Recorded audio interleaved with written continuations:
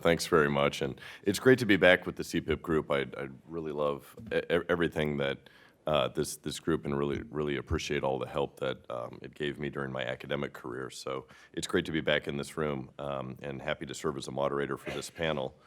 So my job is to make sure that we all go to lunch on time. So and also not make a mess out of myself when eating this cupcake in front of a couple hundred people. So we'll hope to do both of those over the next hour and 15 minutes or so. So the topic for this panel is price controls in the creative and innovation industry.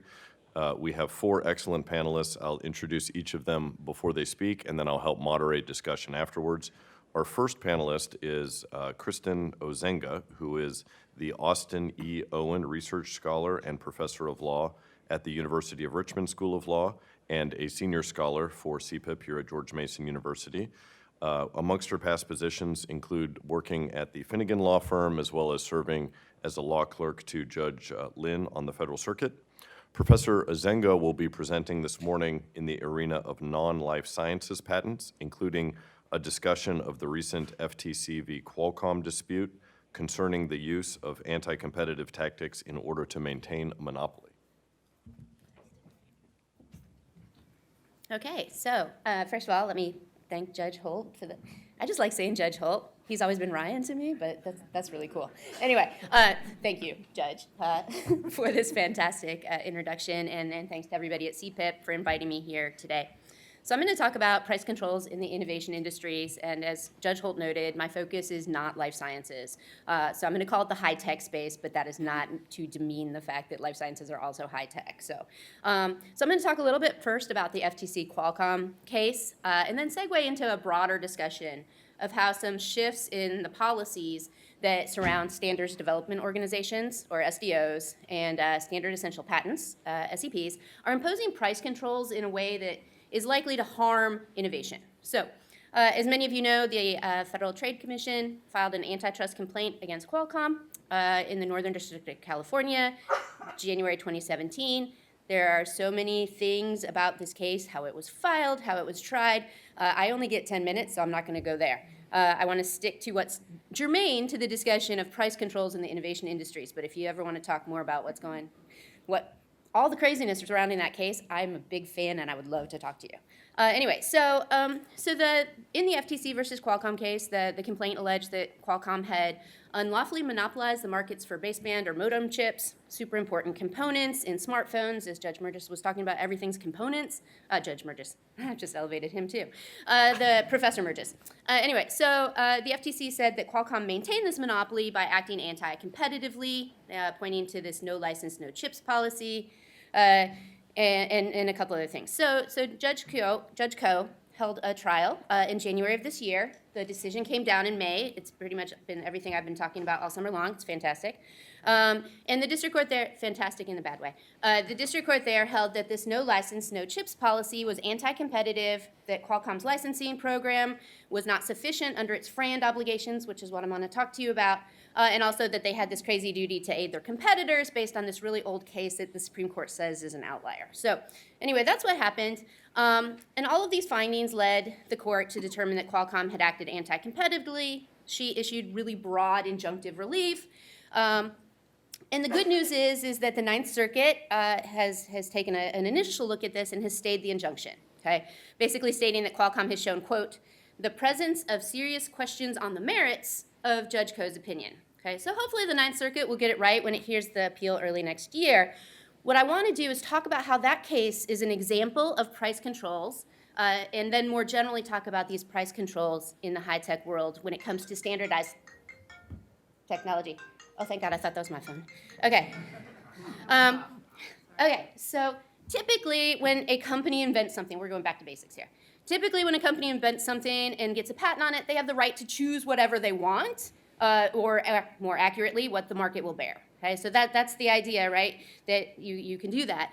But a lot of high-tech innovation is happening in the SDO, or standards development space. And oftentimes, part of participating in an SDO is accepting an obligation to offer your technology, if it gets incorporated into the standard, at FRAND rates, or fair, reasonable, and non-discriminatory rates, okay, to any company who wants to license it. And FRAND itself acts as a price control. okay? You have to offer it within this limit of FRAND. So it's an externally placed restriction. It places limits on the way prices can be set by the innovative company or the patent holder, okay? And in an ideal situation, right, it's a price control, but it's not a price control that really bothers us because it shouldn't hinder innovation, right? Because there's an exchange within the SDO realm that provides benefits to everybody, okay? So we have innovative companies. They are participating in these SDOs so that they can get their technology adopted. They know that if their technology is selected, they're going to be able to get a licensing stream possibly from all of the implementing companies. Network effects means lots and lots of people are going to use it, and so that should improve their income stream. And so this is good for the innovative company. So the fact that we do put kind of this FRAND cap as a price control on what they can charge for their technology is offset by the idea that there's a lot of benefits that they get from participating in the SDOs generally, okay? And so that's great. And then it's also great for the implementing companies, right? Because they know that there's this little FRAND cap. And so they'll be able to create products, services, et cetera, that practice the standards, and they'll be able to obtain the technology they need to use, okay? And if that was the way it worked, that would be awesome and fantastic. But we are not in an ideal world, as the Qualcomm case illustrates and some other IP policies that are coming around. So let me explain how this is really turning into be a problem with respect to the price controls, okay? So, there we go. So the idea I want to talk to you about, there's two, with respect to FRAND and how it's serving as a bad kind of price control, how the way that FRAND works in practice is turning into a problem for innovative companies are two things. First of all, setting the FRAND rate. Reaching the FRAND royalty rate in the real world is actually a real problem. And then there's a related but different problem, which is injunctive relief, which Rob talked a little bit about before, but it's especially a problem in the FRAND arena. Okay, so here we go. So one problem with FRAND and why it's acting as a price control that's going to start harming innovation rather than helping innovation is the idea that FRAND rates are now often being set by courts badly, okay? So ideally what would happen is an implementer would want to use the standardized technology. They would seek a license from the innovative company that owns the SEPs. They would offer these requested licenses at a reasonable rate. The implementers would pay. Everybody would be happy. That would be awesome. That's not how it works. And the reason it doesn't work this way is it's a one-sided obligation, okay? The innovative companies who want their technology to be incorporated into a standard agree to offer their technology at FRAND rates, but there's no equal obligation on the side of the implementer to accept those FRAND rates, okay? So it's a one-sided obligation that's creating some problems. So what do the implementers do? Well, some of them pay. I'm not trying to call out all implementers, okay? But a lot of implementers are instead refusing to pay, okay? They refuse to pay. They say that the license fee is too high. They're infringing the patent. They're not paying. So what does it leave for the innovative company to do? They sue, right? The innovative company sues for patent infringement, and they go to court. And what the implementer argues is that rate they offered us wasn't FRAND. It wasn't fair. It wasn't, basically, it was too high, okay? The rate was too high. And we see that in the Qualcomm case, okay? That's part of the story that's happening there. And in fact, the rates are too high is basically how Judge Koh wrote her opinion. Repeatedly throughout her opinion, we see her talk about, quote, unreasonably high royalty rates, okay? So, Qualcomm has these patents. Even their competitors say they're really good patents.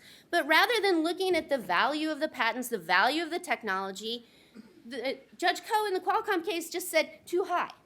No findings, no nothing, just unreasonably high. She makes no findings about the strength of their patents, no findings about the value of the patents. She doesn't use any patent law precedent or anything, because, in patent law we have ways that we figure out how reasonable royalties should be set. There's a huge body of precedent about reasonable royalties, including the idea that you should maybe look at established royalty rates as a baseline. She did none of that. She just basically said it's too high. It's just too high, okay? And if she had actually looked at evidence of what was happening in the smartphone industry, the unreasonably high royalty rates doesn't make a whole lot of sense, because we have lots of new features, we have decreases in prices, and we have lots of new market entrants. So those are like the opposite of what happens when you have a system where prices are unreasonably too high. And the Qualcomm case is not unique, okay? Other judges, maybe Judge Robart in the Microsoft versus Motorola case, which is a little older, same sort of thing. These judges are setting friend rates in court when patent infringement is found using voodoo math or guesswork or intuition or whatever, but they're basically saying too high, prices are too high, okay? So while the friend obligation serves as one type of price control, in practice, it's creating a much bigger problem because the judges are pushing down from what should be friend, okay? And so if the judges are setting it, it's serving as a price control that's actually gonna harm innovation because it's not a fair price. So I have like 1 second left, so I'm gonna tell you about the one other thing, which is the inavailability of injunctive relief, okay? So a lot of judges are also looking at the FRAND obligation that you will license your technology that's incorporated in a standard, and they're looking at that and saying, well, then there's no injunctive relief because you said you made the promise that you were going to license it, so there's no reason why money wouldn't make you whole, no injunctions. The problem with that is it creates this system where we see efficient infringement. If you're an implementer, it makes a lot more sense to just go ahead and infringe because you're not going to get enjoined. And if you go ahead and infringe, you don't get enjoined, then you get sued, then you go to one of these judges who uses voodoo math to then set your royalty rate, and it's way too low, and I'm way out of time.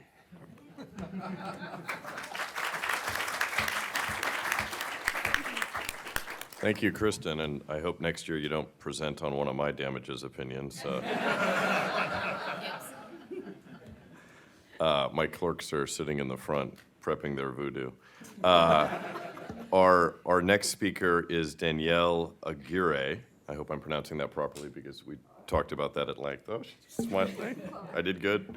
Who is currently the Executive Vice President and General Counsel of the National Music Publishers Association. Her past positions include working at the Paul Weiss law firm, and her focus and discussion for presentation today will be on government intervention, primarily in the music industry. Can I stay here? Absolutely. I'm happy to stand up, but I'm so comfortable.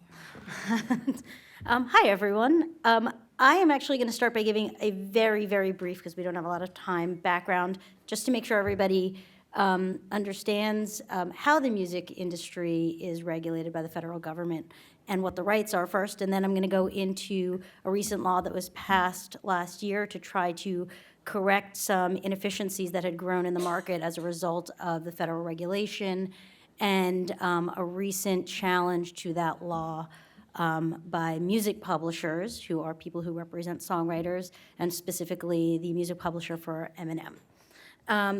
So every song that you hear on the radio or on Spotify has two copyrights, a copyright in the sound recording and a copyright in the musical work. The sound recording is obviously the recording by the artist, and there can be many of these. Whatever artist covers a recording, that recording has its own copyright. And the musical work is the lyrics and the melody to the composition, and there is obviously one copyright in the musical work, regardless of how many sound recordings are made of that musical work. The rights are actually a bundle of rights. Obviously, there's a right of reproduction and distribution. There's a performance right, and that could be performing in bars and restaurants. That can be performing on Spotify. And there's a sync right. These are the three main rights, where you integrate the music with a moving audiovisual image in TV, commercials, YouTube. I don't know if you guys have kids, but Musical.ly and TikTok, which I can't stand, but those would be some of the examples. You might be surprised to know we are a fairly small industry, but we are very heavily regulated by the federal government.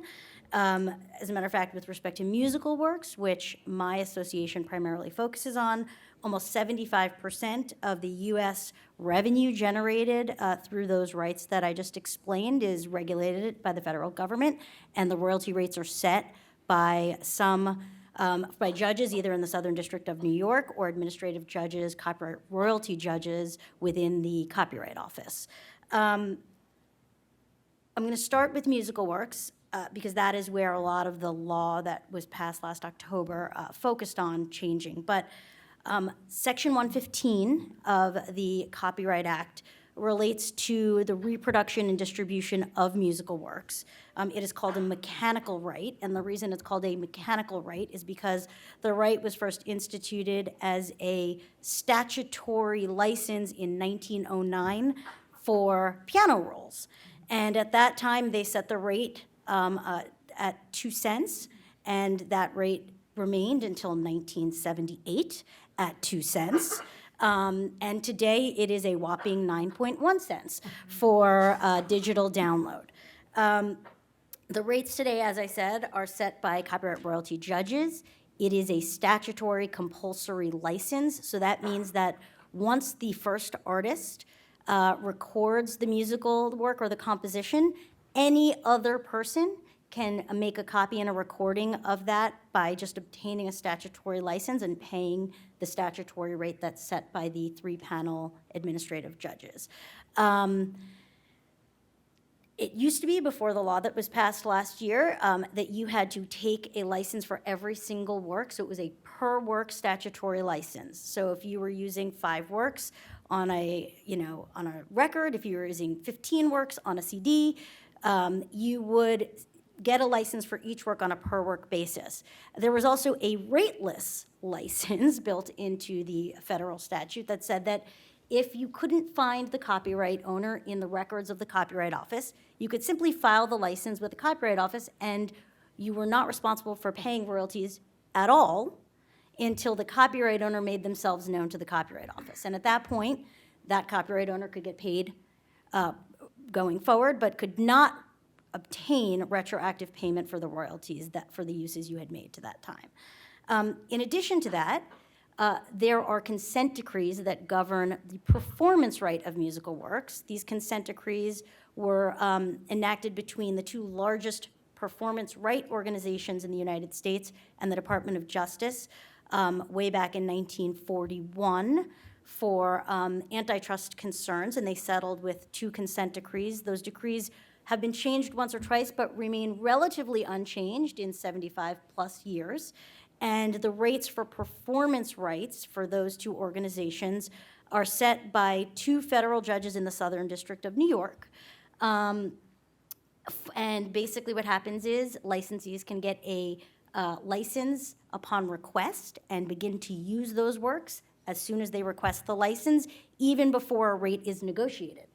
And if they can't agree on a negotiated rate, they can go to the judges, Judge Stanton and Judge Cote in the Southern District, and they can start a rate proceeding to set the rates through a federal trial, essentially.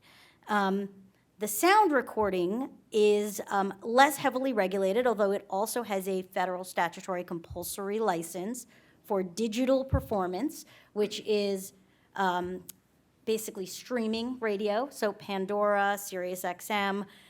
That is also regulated through a statutory license, and the rates are set by the same 3 administrative judges that sit in the Copyright Office, the copyright royalty judges. The price controls, as you can tell from the 2 cents from 1909 to 1978, have obviously worked to, in my opinion, in many opinions, suppress the royalty rates that artists and songwriters receive for the use of their songs and their compositions.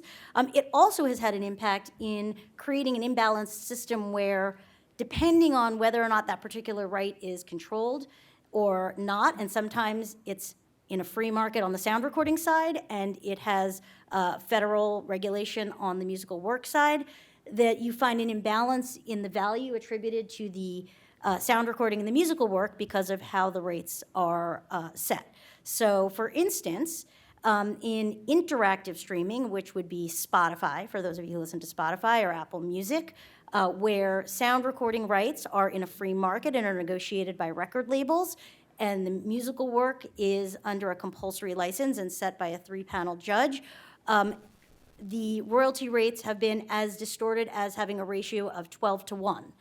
So the sound recording, substantially more value being obtained through market negotiations than through the setting through a administrative trial.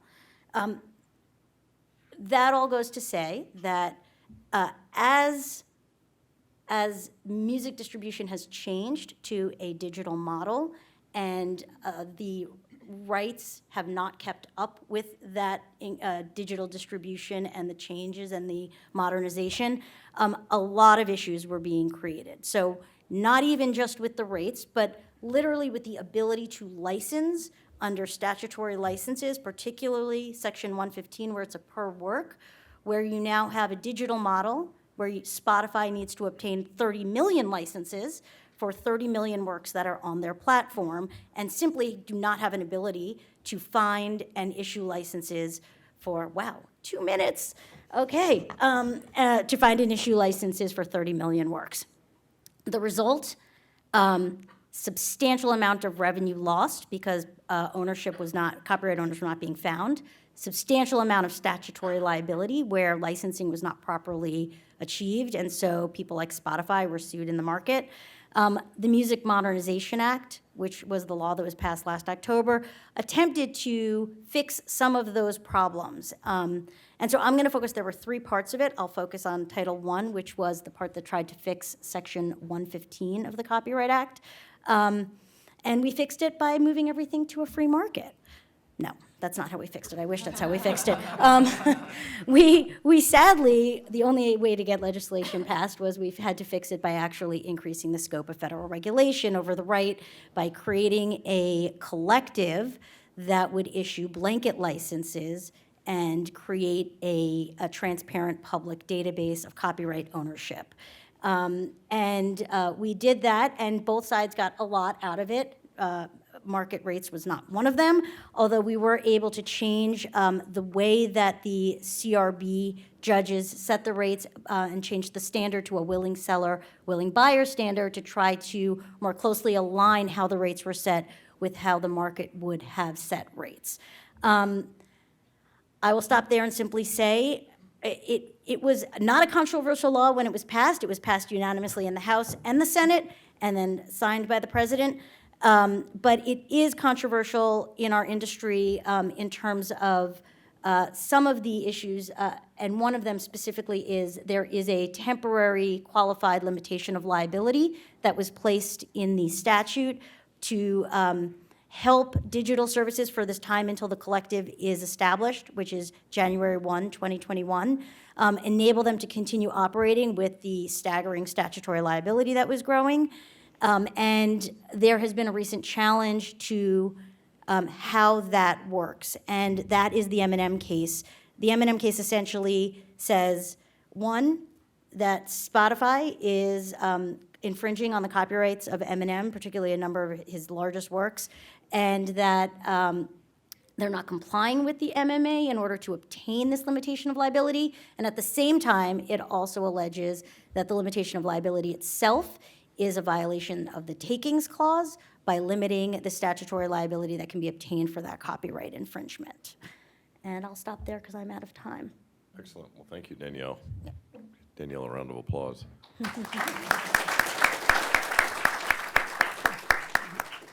And I know I have questions already, so I'll look forward to the question and answer portion at the end. Our third speaker is Professor Sean O'Connor, our host here at CPIP, Professor of Law at Antonin Scalia Law School, George Mason University, and the Executive Director of the Center for Protection of Intellectual Property. Sean's past work includes the Boeing International Professor of Law at the University of Washington and being a visiting professor at a variety of schools, including UC Berkeley, George Washington, and the University of Strasbourg in France. Professor O'Connor will focus today on countering recent arguments for using Section 1498 as a drug price control. And when I learned of his topic, I offered to provide an introduction on Section 1498 since it covers my jurisdiction. I sent Sean a summary of that. He replied back politely last night that my presentation was longer than his. So I'll be brief at the urging of Professor O'Connor. Essentially, what happens when a party is going to sue the United States government for patent infringement, and that's where 28 U.S.C. Section 1498 comes in, which waives the government's otherwise sovereign immunity with regards to claims of patent infringement, and all claims are brought to my court, the Court of Federal Claims. And I'll leave it at that, Sean, since I promised. Oh, you didn't have to go that short. I feel terrible, right? But see, if I come before your court, which I never would because I'm not a litigator, then you could tell me to keep it brief, right? So I didn't want to suffer more criticism. it's kind of my. Tough panel up here. Okay, so in the immortal words of Monty Python, now for something completely different from what Danielle was talking about. We have this theme. Oh, this almost happened before. This thing moves. I didn't realize this. And now it won't move. Price control is something we've been seeing across lots of different industries. And it's interesting to see that there's sort of a concerted move by some folks to try to find different ways to impose price control on a lot of IP-protected goods. So the reason why I'm talking about this 1498, which some of you may have no idea about what this is because in life sciences, this has become the latest front in ways to say, if you do think drug prices are too high, that this is the way to fix it. And so this is just the last in a long line of focus on patents as the problem in life sciences. And I don't have time in this brief talk, but I just want to mention that I think people have gone after patents for high drug prices because it seems to be something that's easier and we can focus on it more. But in fact, when folks look at why drug prices, if you believe they're too high, if they see them as high, there's lots of other things going on. But those other things are harder to solve. They're distribution problems, they're last mile problems. In some countries where you don't have great access to medicine, it's often corruption and other kinds of things in the government. But those are harder problems to fix. So patent seems like an easier target. 1498, we don't really have a good name for it. I've tried to dub it in the past, the government use statute, and I'll explain why in a moment. But I want to point out right away that, see, it's in Title 28. It's not in Title 35.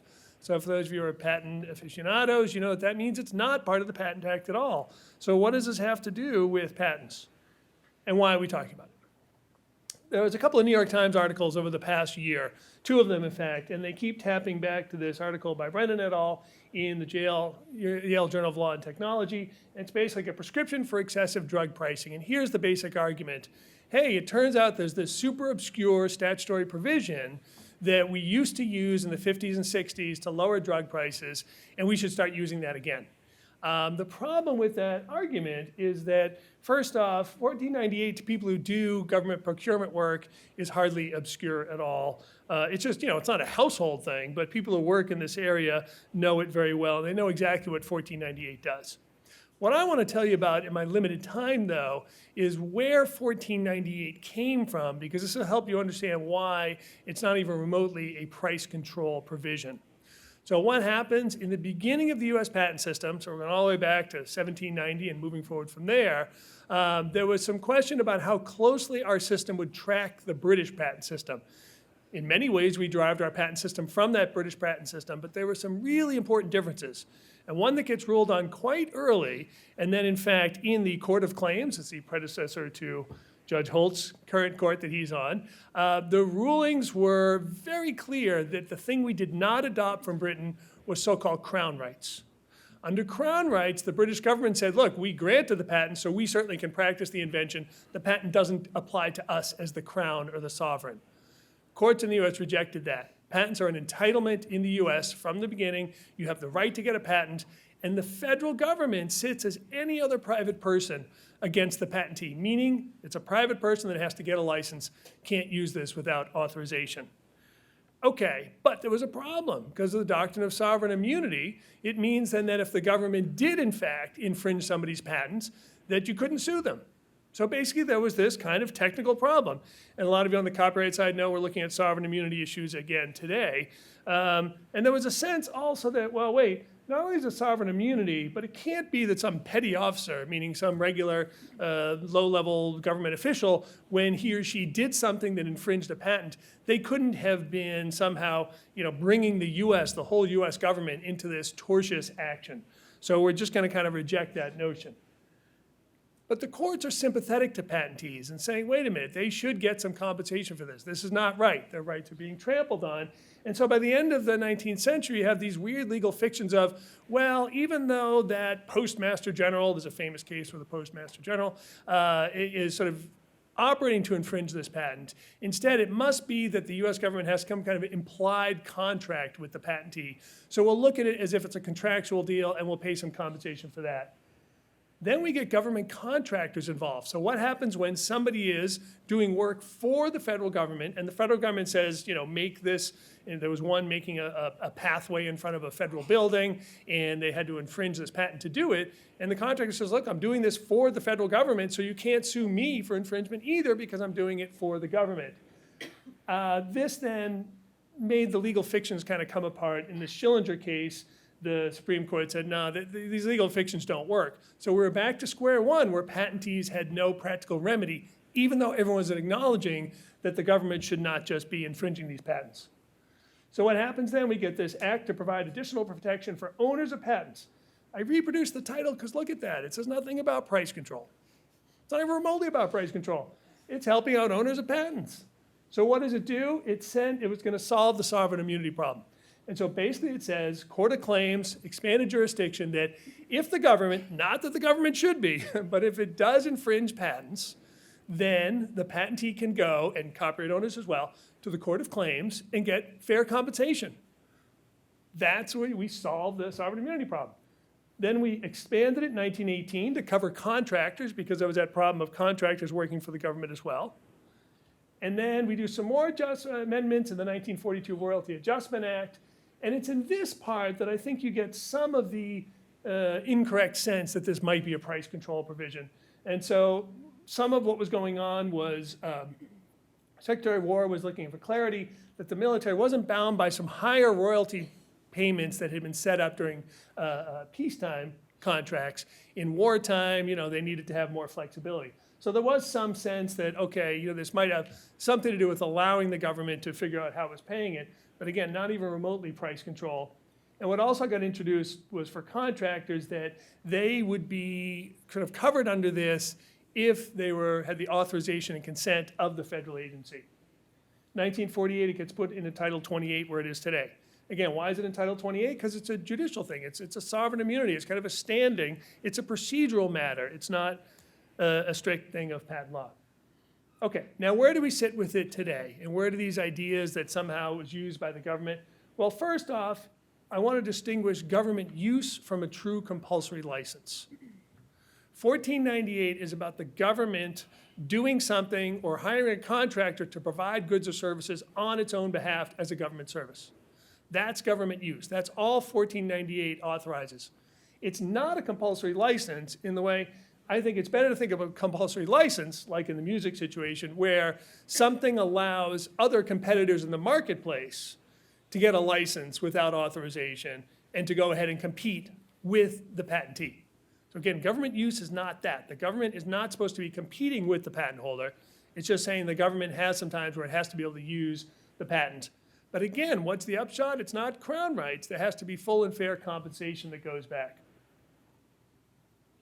Now, there's a little bit more of complications with 1498 operates quite a bit in when we think about government employees and contractors and how they then own inventions that come about. I'm not going to go through this a lot, but I want to point out some distinctions between the Bayh-Dole, what I call a government use license, and the march-in rights, because these three things, 1498, Bayh-Dole's government use statute, and march-in rights often get conflated together. So 1498, there doesn't have to be any government funding involved. It's just simply a private patentee has it. The government wants to use that invention, and they have to pay compensation. Separately, completely different, if there is federal funding behind the invention, then under the Bayh-Dole terms that go into all the funding agreements, the government does get a license, a free license, to use that technology for government purposes. Not in the marketplace against the patentee, but for government purposes.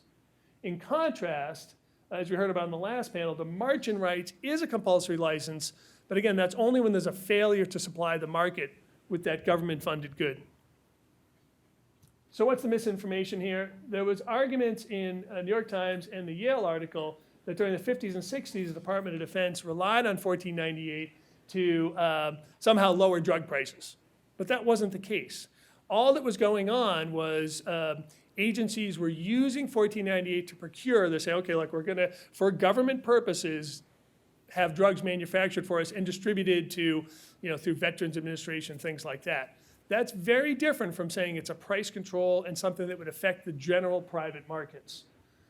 1498 is often really quite treated as under the federal acquisition system, and basically, it just operates as part of federal procurement. So I'm just about out of time, so let me just say this, okay? If you're familiar with federal procurement spending, don't think that invoking 1498 is going to get you really low drug prices. First, it's not a mechanism to use in the general markets. It would have to be the government providing the drugs directly to the population. And second, we know from the history of a lot of federal contracting that the things are not necessarily that cheap. So what's going to happen is, if the government wants to get into the business of providing drugs directly to the population, it can do so, but it's going to go through the regular old procurement system. So we're not going to get some kind of free ride and suddenly it's free drugs or low-cost drugs to everyone. I believe I'm out of time. Thank you.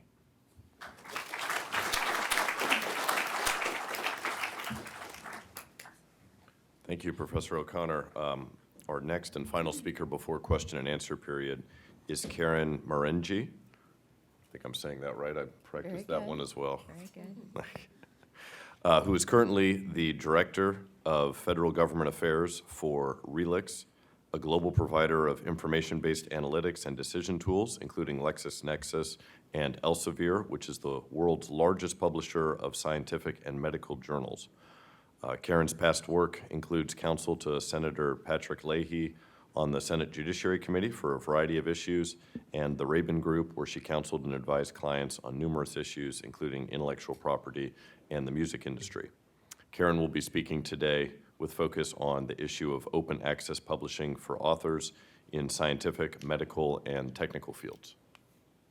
Hi, good morning. So let me ask first, how many people in this room either have worked with the publishing, scientific, medical, technical publishing community, or ever been published in an academic journal? Oh, more than I thought. Okay. Well, some of you may want to just sit tight for a minute because I'm going to do a little bit of background on our industry for those of you who maybe have been patent prosecuting your whole careers and other things, just as Danielle did to kind of frame it. And I think we're doing a nice job of stand up, sit down, copyright patent, keep you all awake. And I'll go quickly so we can ultimately get to lunch. So as Professor Holte said, I'm going to talk about copyright issues, the academic publishing community, and open access and other government mandates that have been impacting our industry. So first of all, just to give you a quick snapshot, we estimate that there are over 500,000 employees in the general publishing sector in the U.S. Certainly more than I thought when I joined RELX a couple years ago. And we believe there's about 40,000 in the scientific STM, scientific, technical, medical publishing field. Elsevier, which is part of RELX, so RELX is, everybody in the room I'm sure knows LexisNexis, but we're also Elsevier. And as Professor Holte said, we're the largest STM publisher worldwide.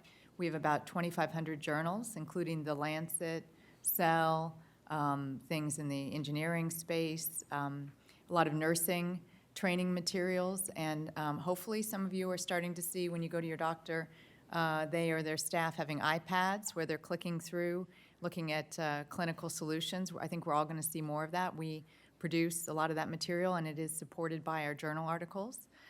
So that's one of the points I want to make is as there's been a push for this, what I'll explain a little more detail in a minute, open access.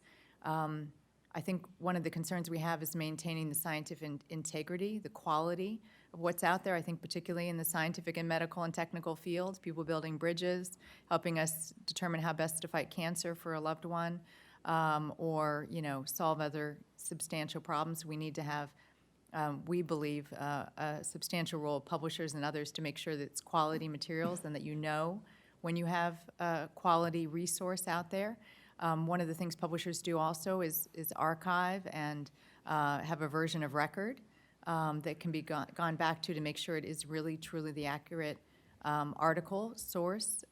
Pirated things, our materials are pirated just like movies and music, quite substantially by international cartels and others.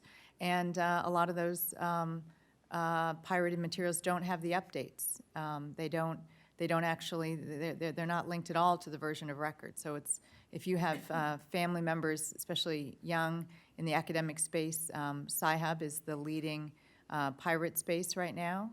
It's quite robust in its activity, and just as a side note, we have some evidence that they, once they get passwords and get information and put on their website, that they may in fact be hacking into university networks, people's personal networks. So just a little asterisk, be careful about Sci-Hub.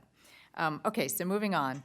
So what is the role of publishers internationally and the copyright community internationally? Again, we are a major driver of the U.S. and international economies. In 2017, the copyright industries writ large, including movies, music, and others, contributed $1.3 trillion to the U.S. economy.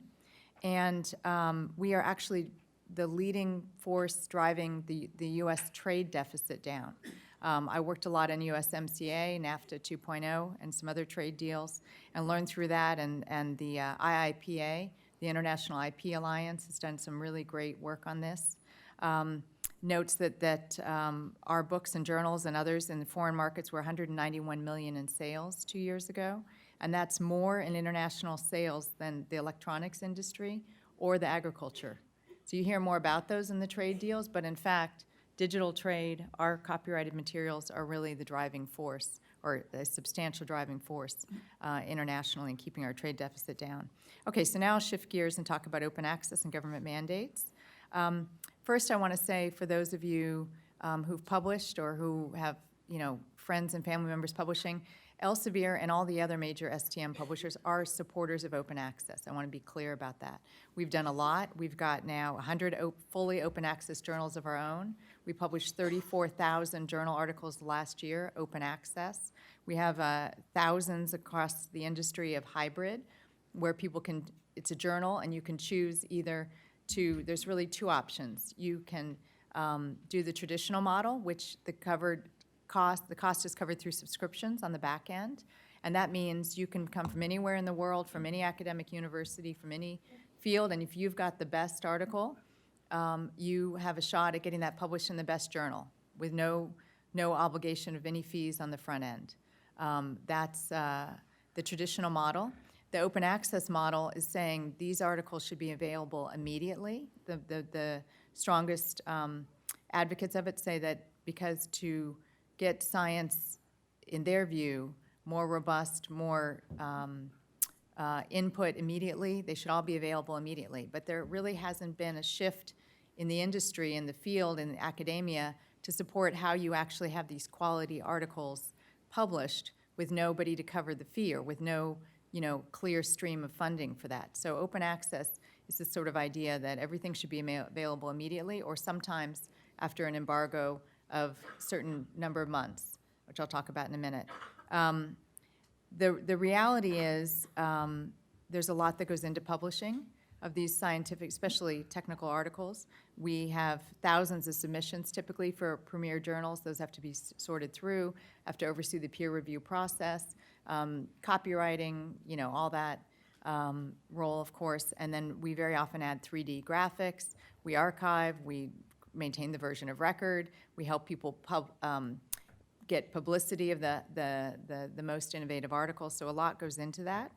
And the private marketplace and the society or nonprofit publishers have done a lot in recent years to develop ways to support open access and to try to generate funding streams, make sure folks from less heavily funded universities or parts of the world have access to our journals, both as readers and as submitters of articles. But we're talking about thousands of dollars, low thousands of dollars, but thousands of dollars to typically get an article published. And there's an article processing charge, APC is the term of art.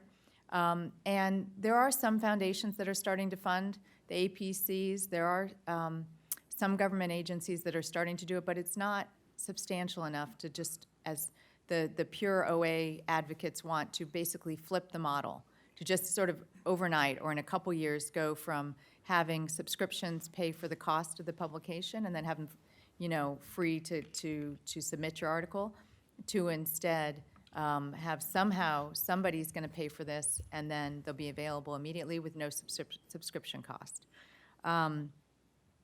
So let me just flip now to our issues. And the price control kind of really isn't the term of art, I'd say, for our sector. It's more government mandates.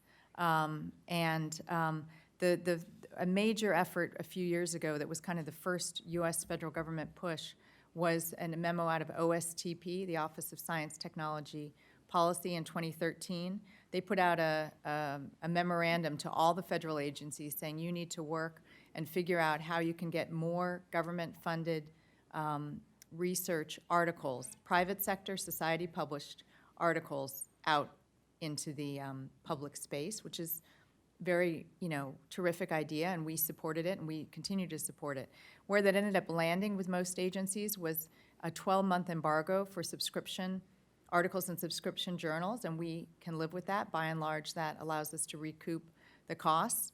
But I think an important thing to keep in mind, and a lot of folks in working on these issues and in this space, I think, haven't really fully realized, is when things are federally funded or other governments fund them for research, there's no dollars, there's no line item for if you come up with an amazing discovery and you therefore want to go ahead and get it published and are able to get it published in a private sector or a scholarly publication, there's no money for that. And we think that federal money should stay in the research front. And honestly, the vast majority of research does not lead to highly innovative discoveries. So we have been wary about that. And then in January of 2017, the Department of Education, right after the Obama administration, some team there decided to say any educational materials that coming out of Department of Education that get even a drop of federal funding, could be 90% private sector funding, 10% federal government, has to be immediately available as a resource. That's problematic when you're being that aggressive.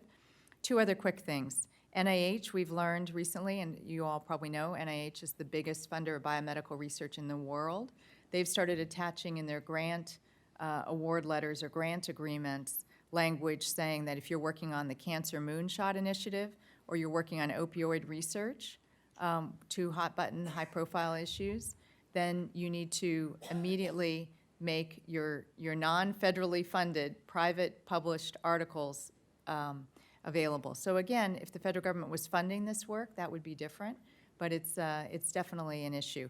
The last thing I'll just mention, and then maybe we can talk more about in questions, because the time does go quickly, at least for us. Hopefully it's for you all. It's not been too slow. Last September, something called Plan S became a big initiative in Europe, and 43 European research funding organizations signed a cooperative agreement basically trying to flip the model within a year or two, saying that if you get funding from any of our sources, you need to immediately make it available with an open license. And Danielle went through some of the issues of licensing.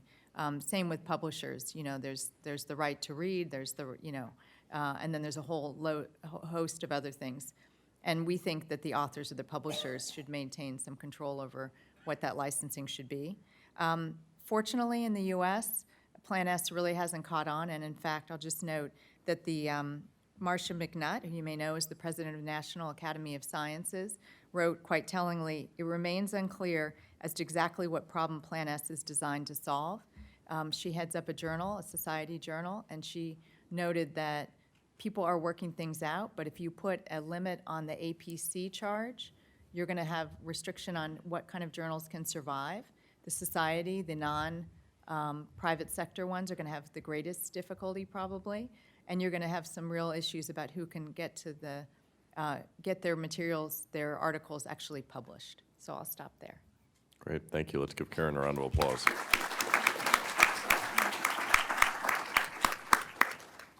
So at this time, we'll open the floor for questions. Please come to one of the microphones on the side if you can. And I'll just say that I'll certainly keep things on time. I thought the hardest part of this panel would be to introduce people and pronounce names properly, but it turns out it's sitting 6 inches away from a cupcake and not eating it, which has been pretty much torture. So we will get to lunch on time, I promise. I'll start off with the first question, actually, for Professor O'Connor. So, Sean, why are price control advocates now looking to Section 1498? I was saying before, I think it's really that there's an attempt to find a magic bullet that would lower prices somehow. And what's interesting is when you actually look at a lot of drugs, essential medicines, a lot of them are not under patent anymore. Even some that have patents on newer formulations, the original formulations are all long off patent. So it's just not, patents are not really the problem, but it just seems to be something that people can point to one thing and say, well, it's that idea that Professor Merger was saying in the old model, it was a monopoly. And so there's a monopoly on that drug, and that's why it's high prices. So let's find ways to go about getting it down. And so anything that seems to provide a window into limiting patent rights then is being used. Thank you. Any questions, panelists, between each other? Well, I have plenty of questions, though, so don't worry. There's a question in the back, I think. Oh, back.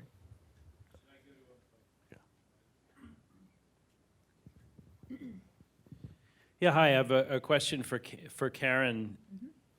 Is there any consensus among open access models regarding copyright ownership? Journal owns the copyright versus the author owns the copyright, and given that some universities have started covering open access fees, universities possibly owning copyright, what's your sense of how that is working, or has there been no consensus so far? Well, so in general, when somebody submits an article to a journal and it's accepted, a lot of the copyright rights transferred to the publisher, and then they manage the distribution of that article and so forth. I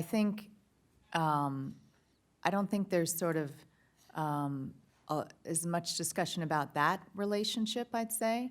It's really more about how do you, the purest OA advocates, want and believe, although we've not seen the evidence of this, that somehow getting scientific research out 6 months, 12 months sooner than it's generally available now. And of course, remember, academics in their fields generally have access to the journal articles that they need because they are affiliated with a university, or their society association will provide that journal to them. So we just haven't seen evidence that the folks, vast majority of folks who need access to journal articles are somehow not getting them. We also are part of Research for Life and other initiatives which make sure folks in developing countries with more financial challenges can have access to key articles. So I'm not seeing so much of a debate on that. On OA, OA is not a monolithic thing. That is true.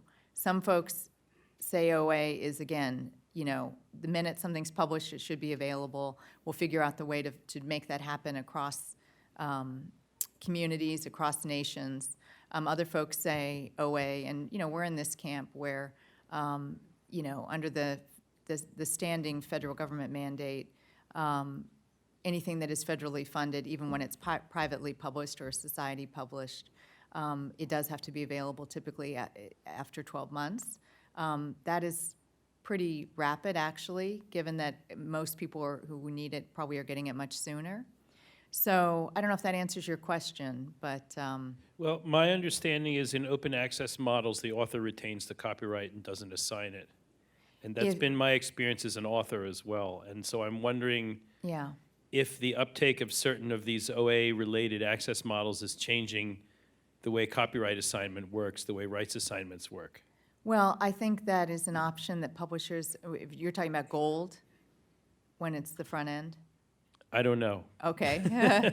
Well, yes, so let me clarify. I've heard these terms thrown around. I just don't know exactly what they mean. There are models where the author retains the copyright, and then there are other models where the publisher retains it.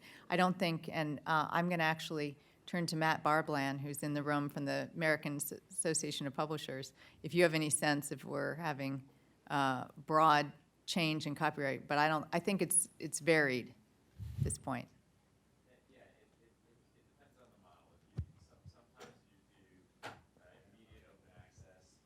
Tuna. Thank you, Matt.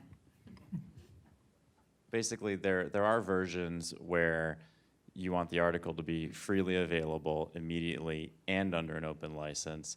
And in that case, usually the author can retain copyright because there aren't any licensing rights left for the publisher to manage. But that's certainly not the only model for open access. And if the federal government was mandating that, then you would certainly see more authors retaining their copyright. But at the same time, if you want to publish that way, somebody has to finance the publishing, right? If you want the publisher to give it away for free immediately, right, so they can't make any money from selling subscriptions on it, then someone's going to have to pay that. It's usually going to be either the author or the funder, and you're basically, rather than spreading out the financing of these articles across thousands of subscribers, you're forcing a much narrower range of authors or funders to pay for it. Thank you. Thank you, Matt.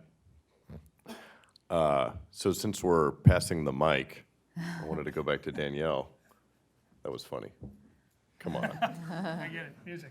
There we go. And Eminem, I mean, geez, we need lunch in here.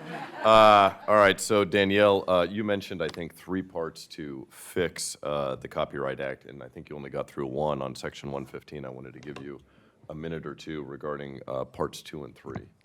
Yeah, parts 2 and 3. So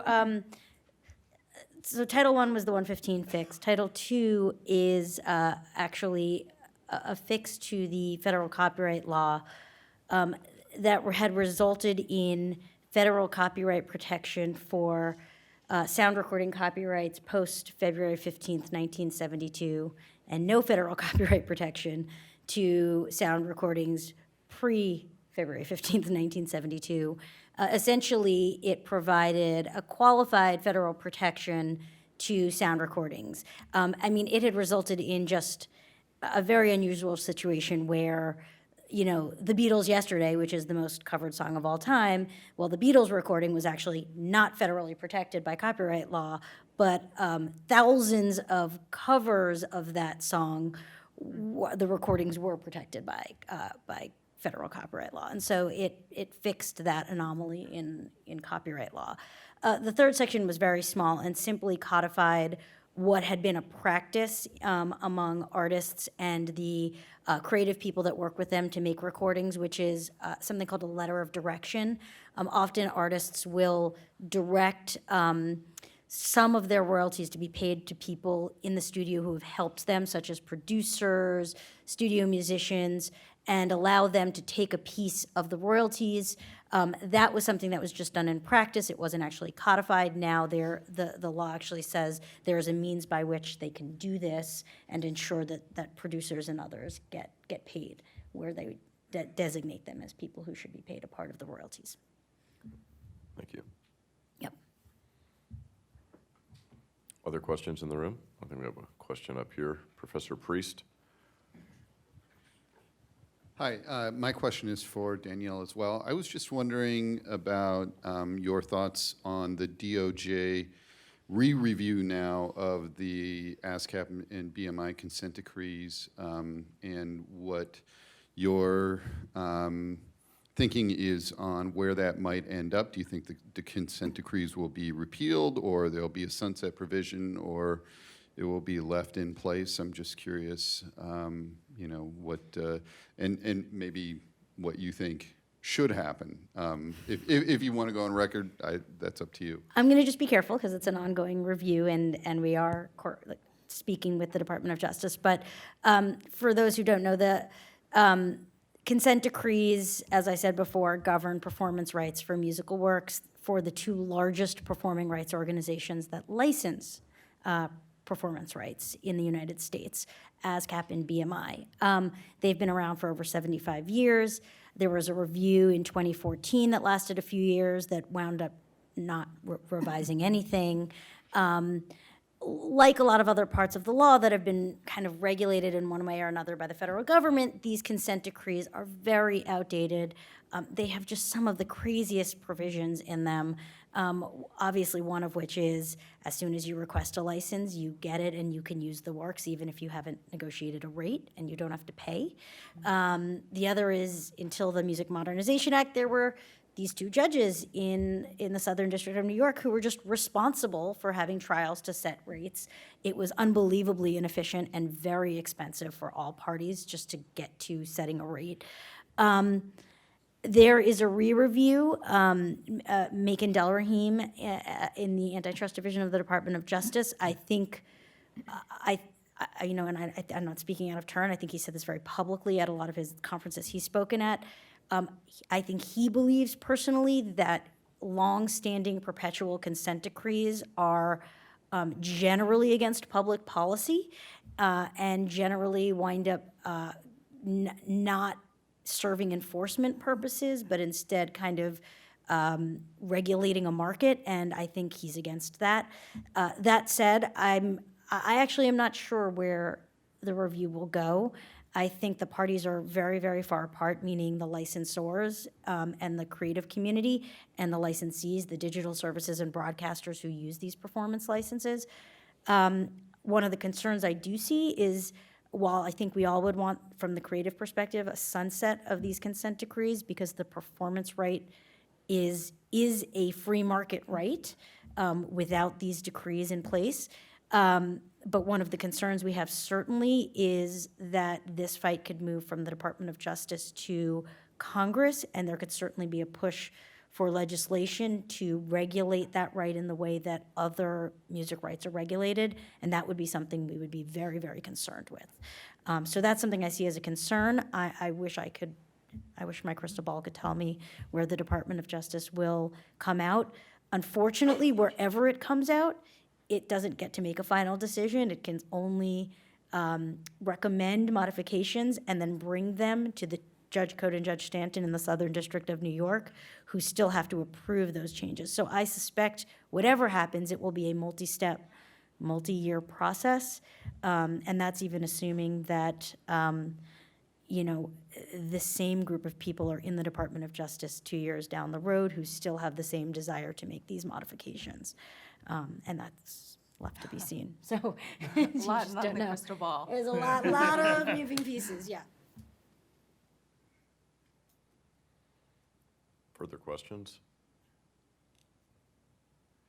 All right, I have one for Professor Osenga. So in the Qualcomm case, the government, it's concerned with the government taking a watchdog approach over private parties. To some extent, what's the motivation behind this and the better fix, if any? He sent me this question ahead of time, and he apparently threw stuff onto the end of it after he sent me the question to preview it. Thanks, Judge. That's what you get for criticizing judges. So voodoo math. So yeah, there is a real concern, right, with the FTC's position in this case. There was a parallel case going on between Apple and Qualcomm, paralleling the FTC and Qualcomm case, and that case settled, right, between Apple and Qualcomm, and so with but the FTC case went on, and so they are kind of looking in this instance at least like a watchdog, overseeing a relationship between private parties, and that's a big concern, and I think that.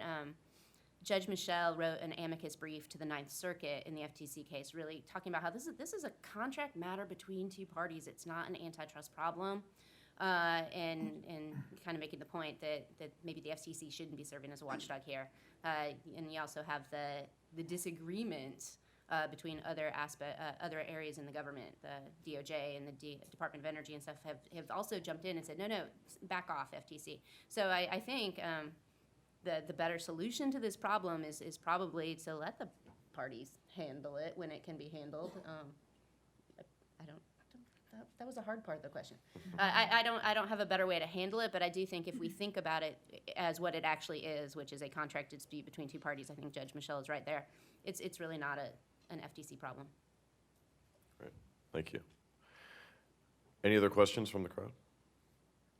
Great. Well, with that, I think we're 2 minutes before the scheduled time for lunch. So we'll take our end there. And lunch, I believe, is directly across the reception area out here and into the large room. So thanks very much.